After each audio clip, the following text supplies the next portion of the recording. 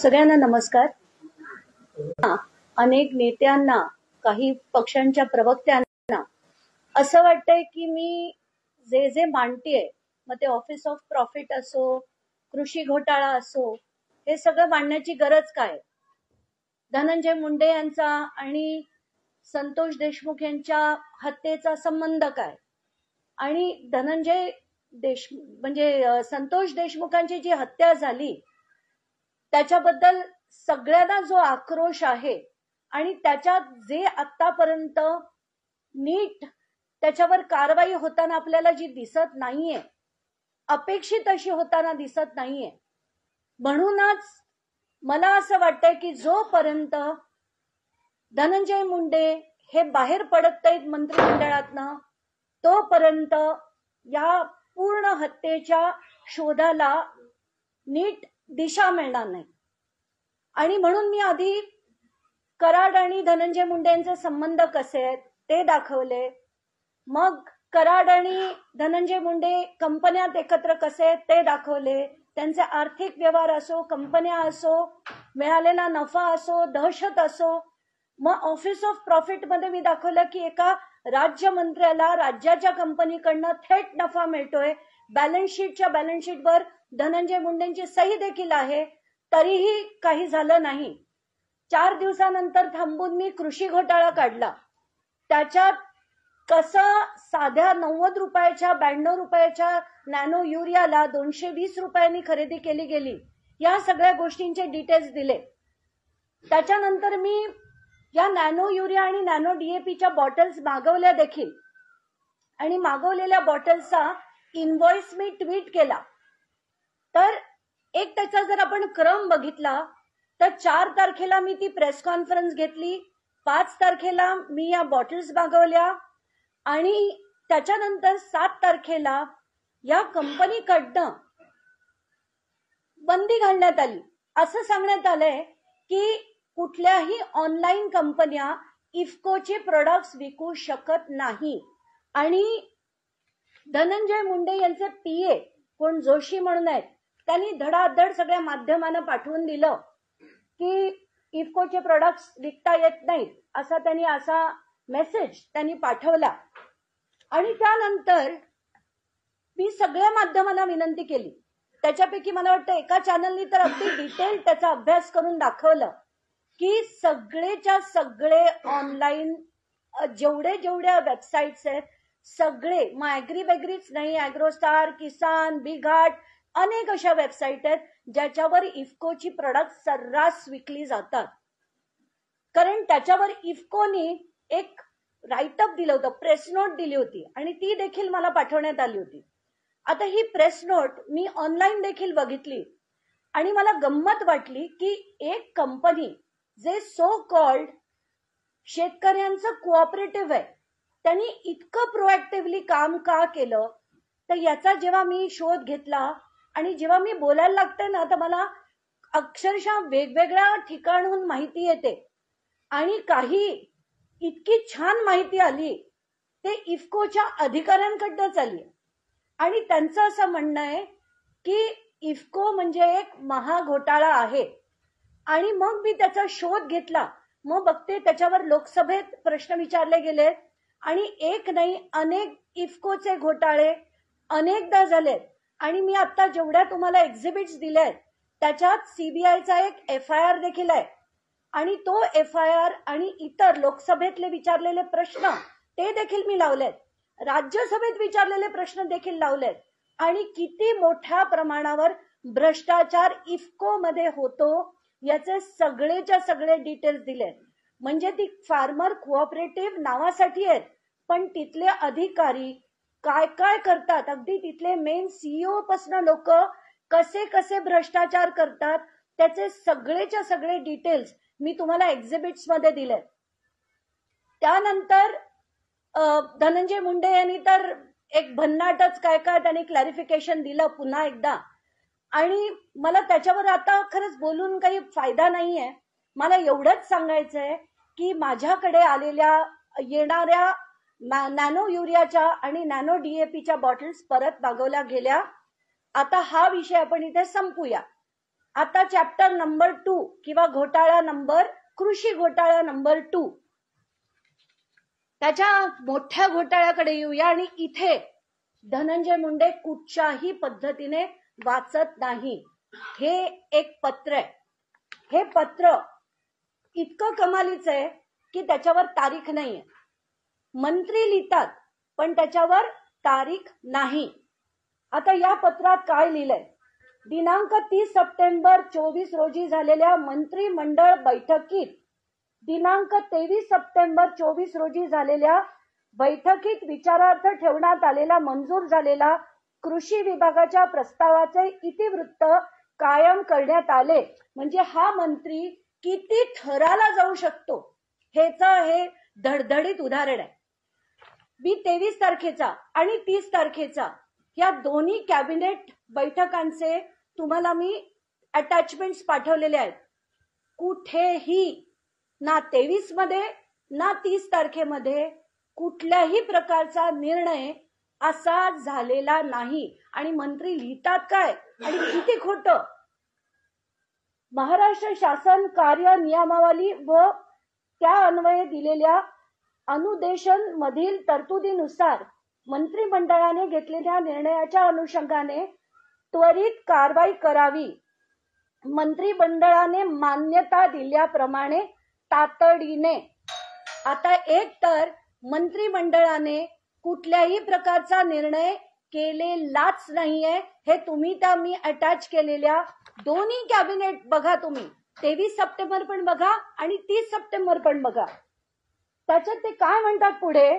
मागील वर्षाचे battery operated spray pump याबाबतचा उर्वरित इष्टांक. आणि नंबर 2 पंजाबराव देशमुख कृषी विद्यापीठ अकोला यांचे उत्पादित. एकतर पंजाबराव कृषी विद्यापीठ काहीही उत्पादित करत नाही, पण त्यांनी एक टेक्नॉलॉजी डेव्हलप केली होती आणि ती टेक्नॉलॉजी त्यांनी ट्रान्सफर केली होती. आणि पंजाबराव कृषी विद्यापीठाची फक्त त्यांना रॉयल्टी येते, बाकी ते स्वतः काहीही हे उत्पादित केलेलं नव्हतं.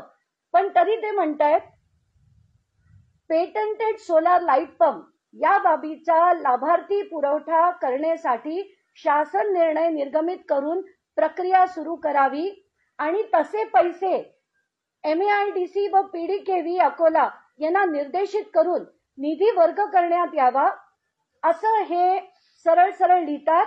आणि शेतकऱ्यांना लाभापासून वंचित राहू नये म्हणून याबाबतची कारवाई तातडीने म्हणजे आजच करण्यात यावी.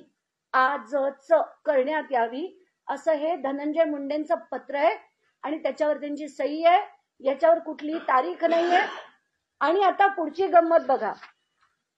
याच्या बेसिसवर हा 11 तारखेचा GR निघतो. 11 ऑक्टोबरचा हा GR काढण्यात आला आणि त्याच्यात 2 गोष्टी केल्या.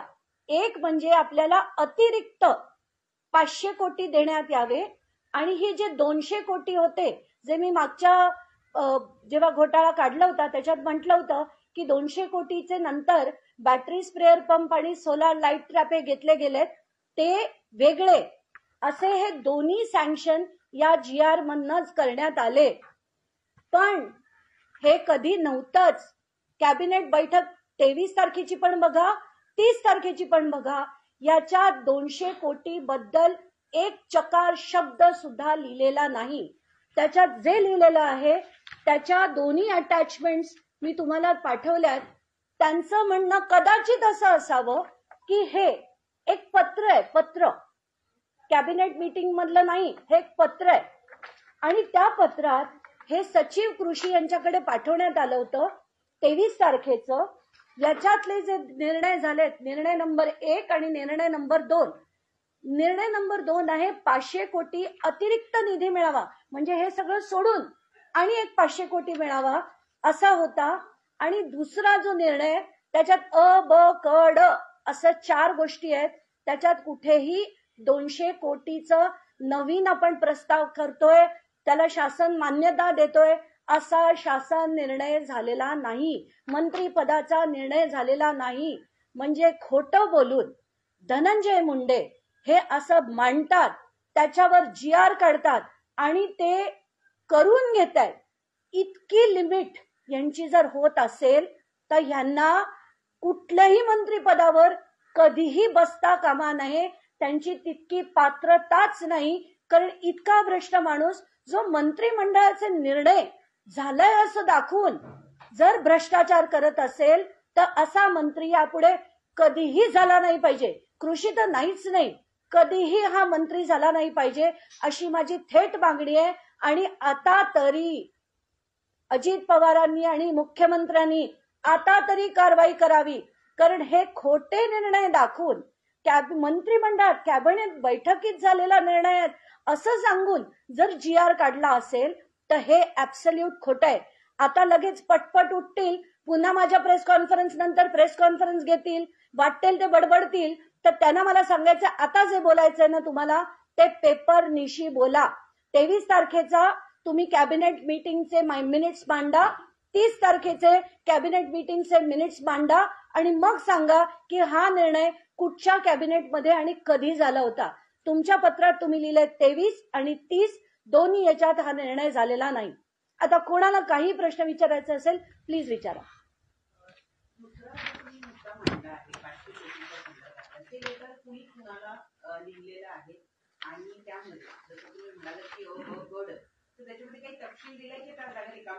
नाही, त्या जागा मी वाचून पण दाखवते, त्याच्यात काय काय लिहिलेलं आहे.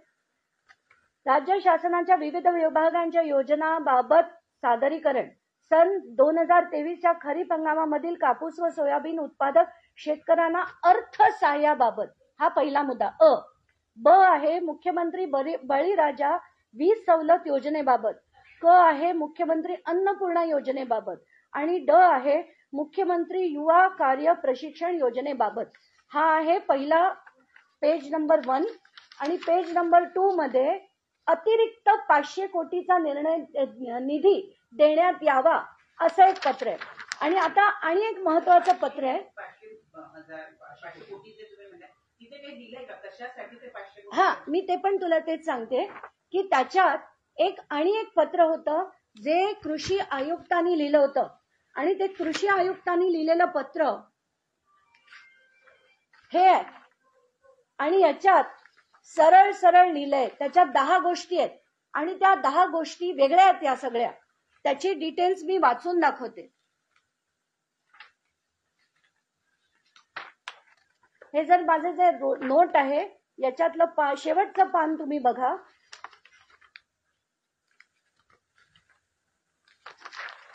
हे जे 500 कोटी अतिरिक्त मागण्यात आले होते त्यात पिवळे चिकट प्रकाश सापळे, सेंद्रिय आणि रासायनिक खते, बॅटरीवर चालणारे स्प्रेअर पंप, बियाणे प्रक्रिया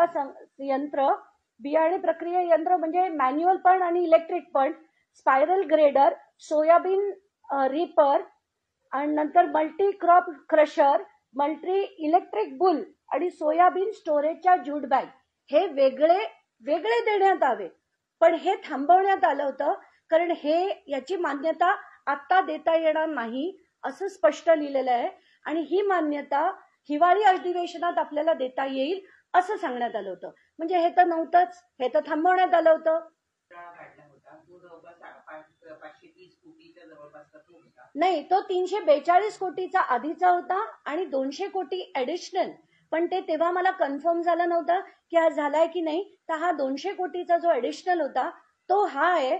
आणि तो कसा खोटा GR काढून बनवून घेतला गेला त्याचे आत्ताचे हे पेपर आहेत. खोटा GR कारण त्याच्यावर कुठलीही कॅबिनेटचा नॉड नाहीये. आणि त्यांनी त्याच्यात सरळ लिहिलंय, तुम्ही ते पत्र त्यांचं बघितलं ना तर त्याच्यात सरळ लिहिलंय की दिनांक 30 सप्टेंबर 24 रोजी झालेल्या मंत्रिमंडळ बैठकीत, मी तुम्हाला मी कशाला, तुम्ही ऑनलाईन बघा, 23 तारखेची बघा आणि 30 तारखेची बघा, कुठेही एका शब्दाने तरी असं सँक्शन दिलंय का नाही हे तुम्ही व्हेरीफाय करा.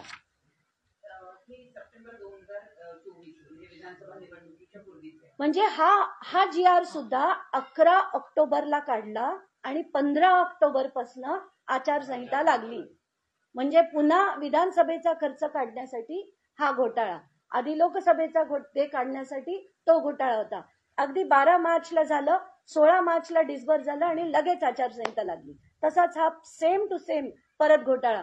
आणि कधी काय सांगतात शेतकऱ्यांना रबी क्रॉपसाठी द्यायचे होते म्हणून तात्काळ करा असं सांगण्यात आलं.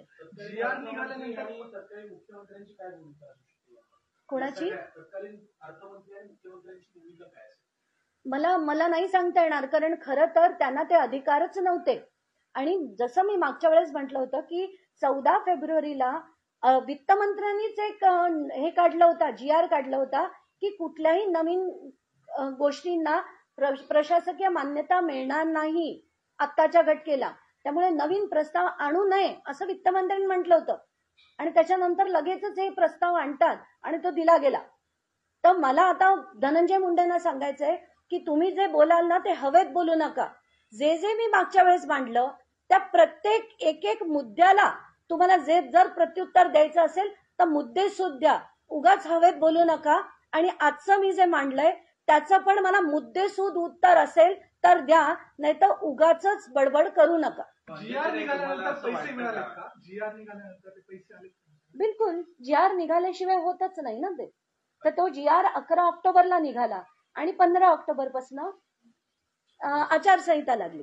तुम्हाला असं वाटतं का की धनंजय मुंडेंना आजपर्यंत पाठीशी घातलं जात आहे आणि जसे तुम्ही दाखवताय अध्यादेश काढले जात आहेत, मिनिट्सच्या बैठकीत उल्लेख नसतानाही तसे आदेश दिले जात आहेत, तर एकटे धनंजय मुंडे याच्यात सहभागी नाहीयेत, जे कारवाई करत नाहीयेत ते सुद्धा कुठेतरी सहभागी. आता तर नक्कीच, म्हणजे याच्यानंतर जर कारवाई केली नाही तर म्हणायलाच पाहिजे की सरळ सगळे याच्यात म्हणजे त्यांना पाठीशी घालण्याचं जे काम होत आहे त्याच्या मागे काहीतरी गौड बंगाल आहे, नाही तर हे होऊ शकत नाही.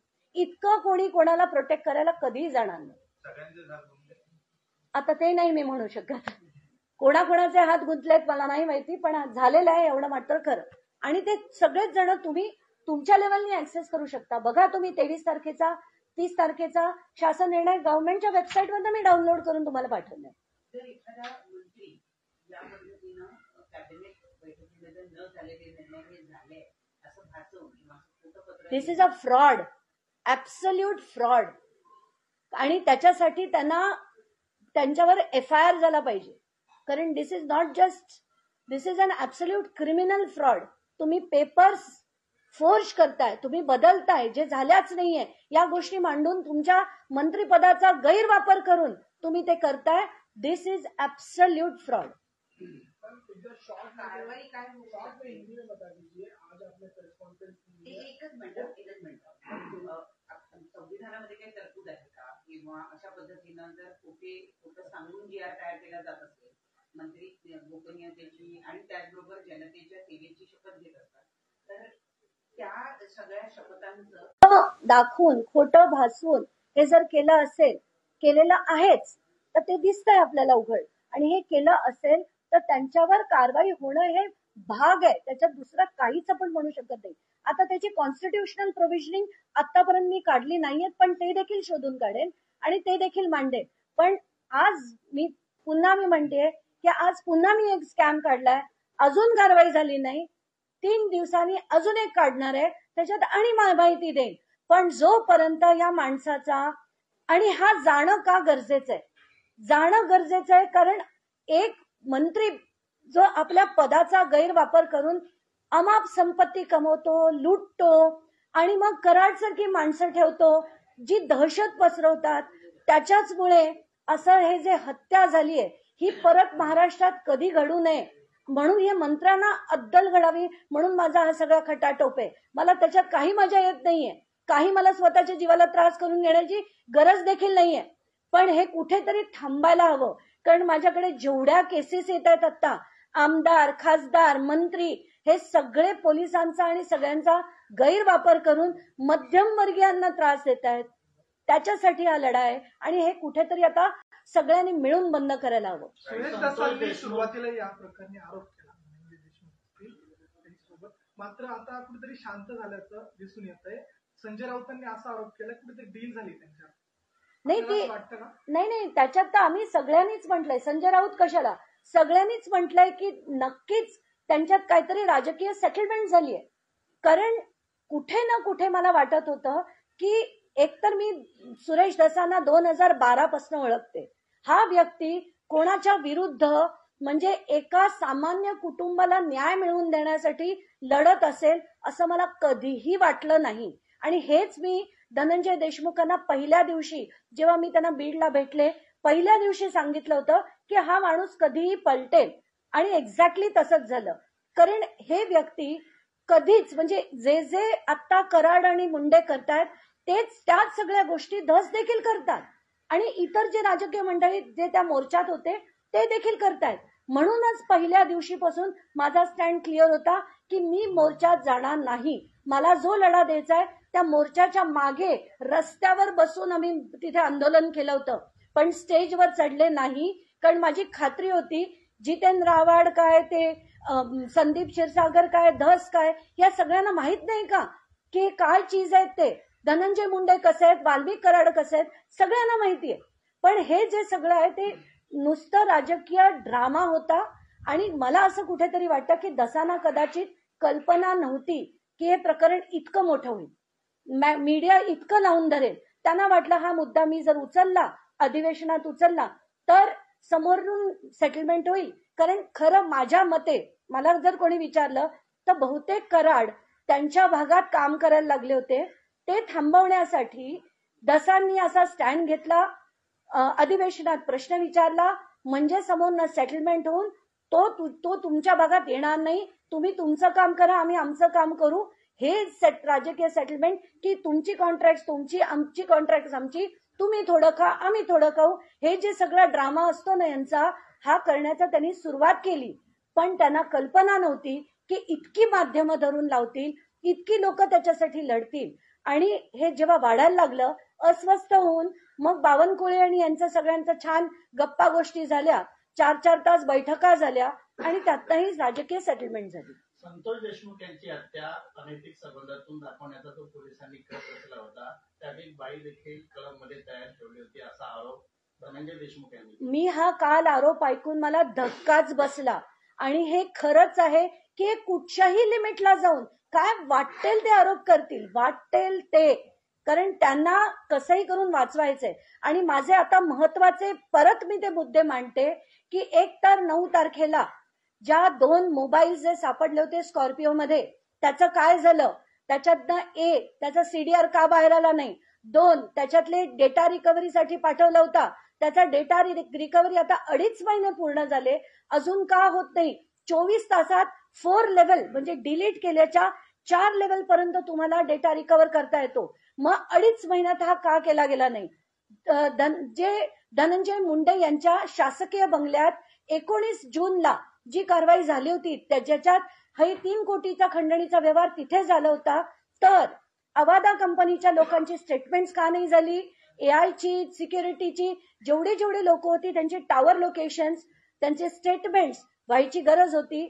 आणि काल मी बघितलं की जितेंद्र आव्हाड जे मी काही माध्यमांपुढे मांडलेले मुद्दे होते तेच त्यांनी मांडले की प्लेन मधनं उडून जाणाऱ्या तानाजी सावंतच्या मुलासाठी पत्रकार परिषद होऊ शकते, नंतर पोर्शेच्या कारच्या क्रॅशमध्ये पत्रकार परिषद होऊ शकते. तर या प्रकरणात आज तगायत पोलिसांनी पत्रकार परिषद घेऊन का या सगळ्या गोष्टी मांडल्या नाहीत हे पुन्हा त्यांनी काल पण म्हटलं. मला काही प्रॉब्लेम नाही, त्यांनी जरूर म्हणावं, एकाने नाही 100 जणांनी हेच म्हणावं. कारण पत्रकार परिषद घेऊन हे मांडणं गरजेचं आहे म्हणजे धनंजय मुंडे यांचा त्याच्यातला अँगल बाहेर येईल. आणि आताच्या घटनेला त्यांना याच्यासाठी वाचवलं जात आहे पदोपदी.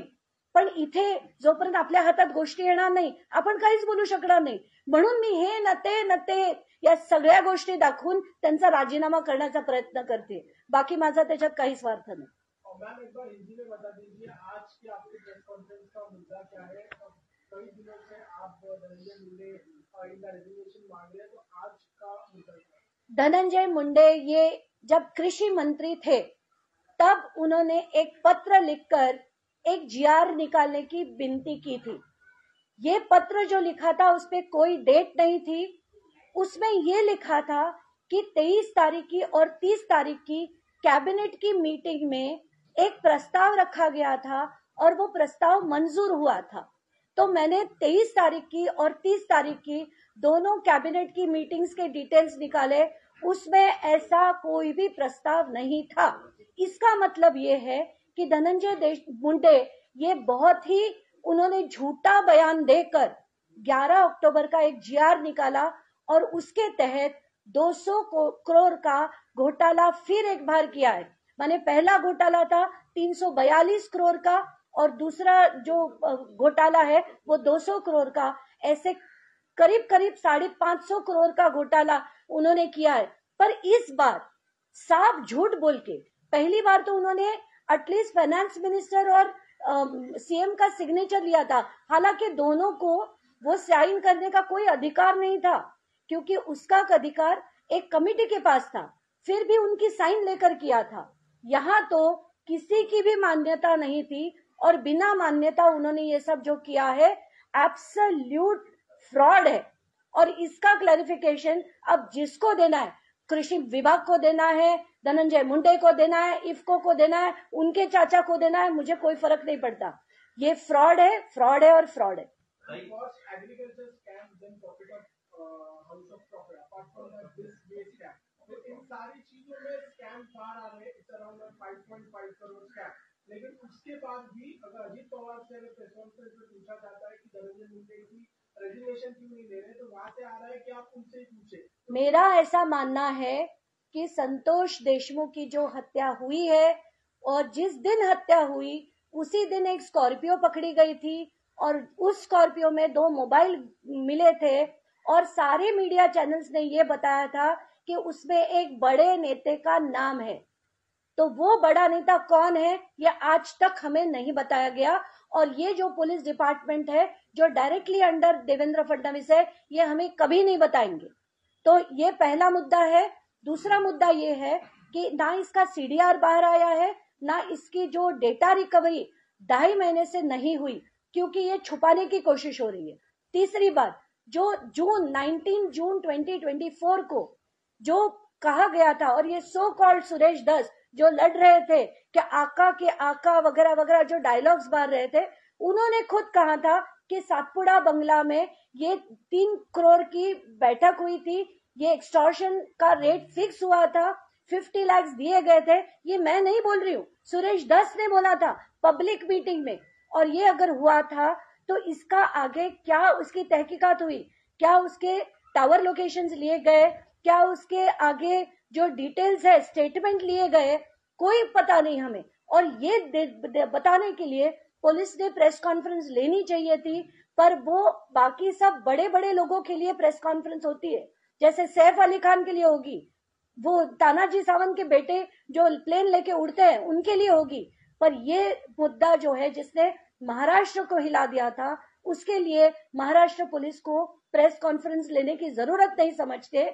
ये इसकी वजह जो मुझे लगती है वो शायद यही है कि वो बड़ा नेता कौन है ये सच नाम हमारे सामने कभी नहीं आएगा। और ये आने के लिए मैंने, चाहे वो ऑफिस ऑफ प्रॉफिट हो, चाहे कृषि घोटाला 1 हो 2 हो, इस माध्यम से अगर उनका रेजिग्नेशन होता है तो ही सच बाहर आएगा, ऐसी मेरी मान्यता है। इसलिए मैं उनके पीछे हाथ धो के, मुझे कोई शौक नहीं है उनके पीछे लगने का। मुझे ऐसे लगता है कि जब तक इनका इस्तीफा नहीं होता तब तक सच बाहर नहीं आएगा। ऑफिस ऑफ प्रॉफिट असेल, करुणा शर्मांचं प्रकरण असेल, अकॅडमीमध्ये माहिती लपवून असेल, आता तर घोटाळ्यांची मालिकाच तुम्ही काढली, इतकं होतंय, पुरावे समोर येते तरी राजीनामा घेतला जातो।